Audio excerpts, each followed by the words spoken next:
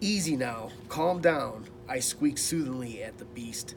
But he kept poking his nose at the cage, showing me his huge tongue and his huge teeth around it. Let me just say that Clem could stand some breath mints. He poked the lock again and again. I knew if he jiggled it enough, the door would swing open and I'd be history. Poor Miranda would never know what happened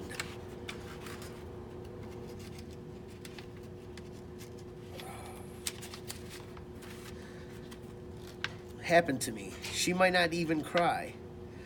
I couldn't stand the thought of Miranda crying. I hopped back on my wheel and started spinning with all my might, hoping to buy some time.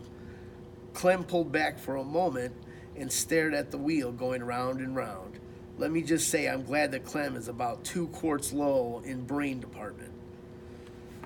Phew. I'm a good spinner, but I was getting worried about how long I could keep going up when Miranda rushed in. She never looked more beautiful to me than at that moment. Clem, stop it, she shouted in a very firm voice. Bad boy.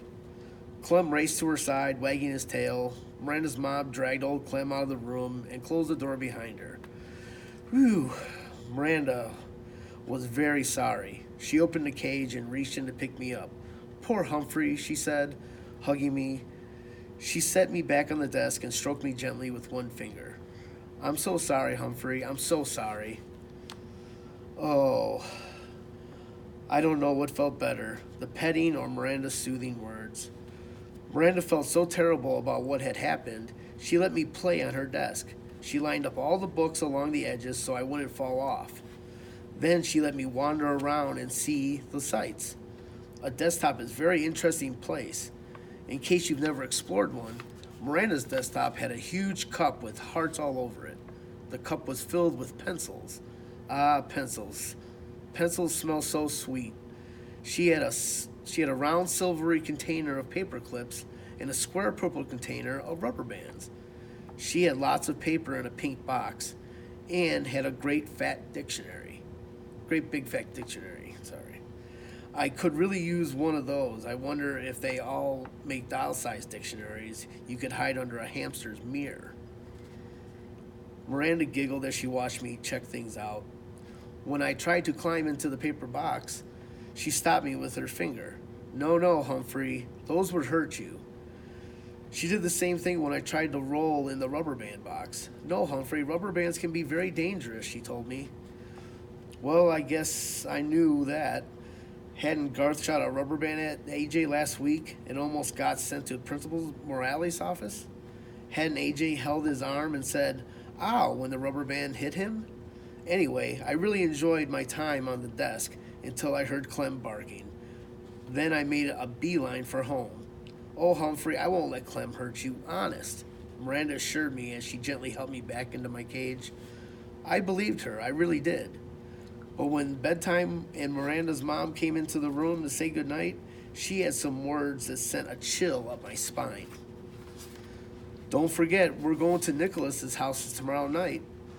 Miranda protested, I hate to leave Humphrey. Clem gives him such a hard time. We'll lock the door this time, honey. He'll be okay, her mom said. And tonight, Clem will be in my room. After her mother left, Miranda assured me that Clem loves to sleep in Mom's room. But if anything happens and you get scared, just give me a squeak, she told me. Don't worry, I will, I assured her. I didn't sleep that night. For one thing, the stars on Miranda's ceiling glow in the dark, and they're beautiful.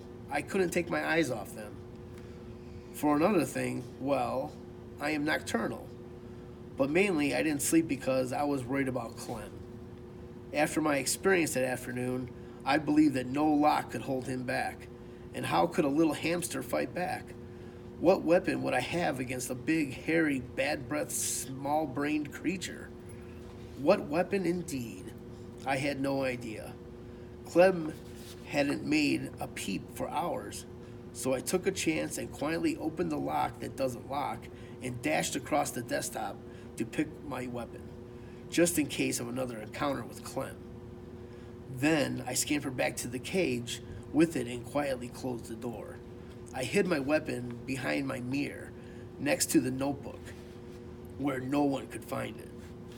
When I managed to get 40 winks or so of sleep around sunrise, Miranda and her mom kept Clem out of my sight all day until it was time for them to go to their party. "I'm still worried," said Miranda. "I'm locking your door with a key on the outside," her mom said. "I'm locking Clem in my room, and Humphrey's cage is closed tightly, right?" Miranda checked it. Everyone always checks it. It always seems locked from the outside. It even makes a clicking sound.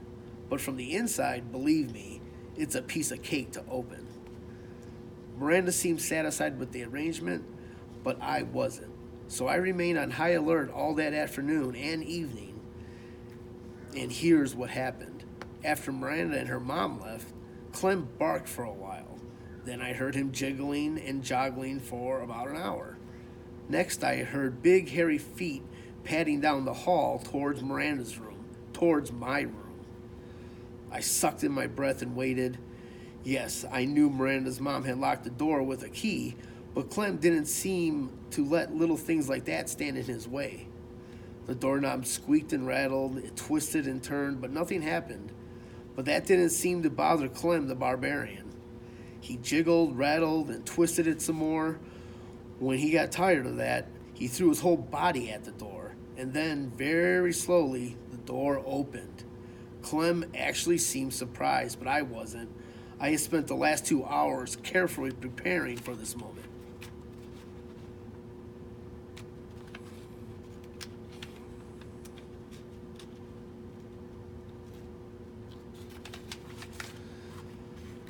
Not that my heart was going thump, thump, thump very loudly. Even Fanny the fish seemed nervous. Clem trotted right up to my cage and stuck his big wet nose against it. "Stay away. Keep your distance," I squeaked. "I'm warning you." Clem wasn't discouraged one bit. "Woof," he barked, sending a foul, cloud of doggy breath in my way.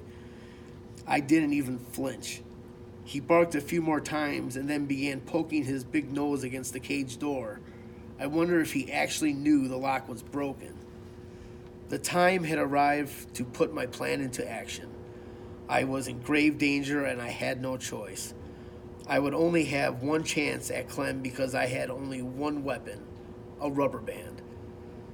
It had taken me a long time to get it hooked around the edge of my food dish.